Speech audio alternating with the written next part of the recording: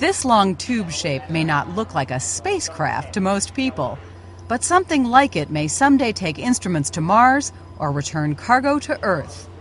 Packed into its restraining bag is RV-3, the Inflatable Re-Entry Vehicle Experiment, developed at NASA's Langley Research Center in Hampton, Virginia.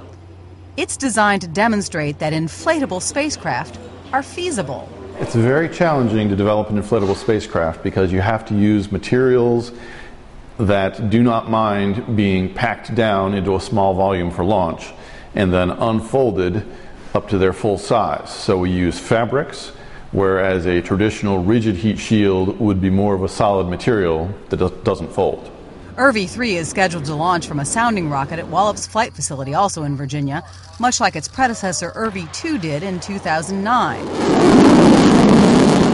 But first, the hardware and software has had to go through a series of tests, including a visit to the shaker table. One of the last destinations before flight, NASA Langley's Transonic Dynamics Tunnel, or TDT, to check out the whole system, inflation and all.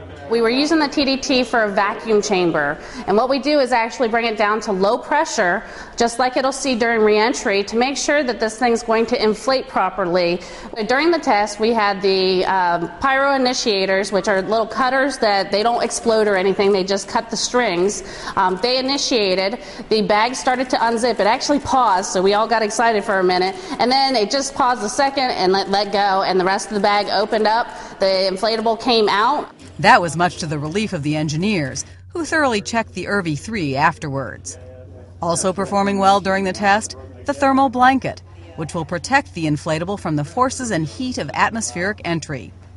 Now the team can only hope everything works just as flawlessly later this year in space.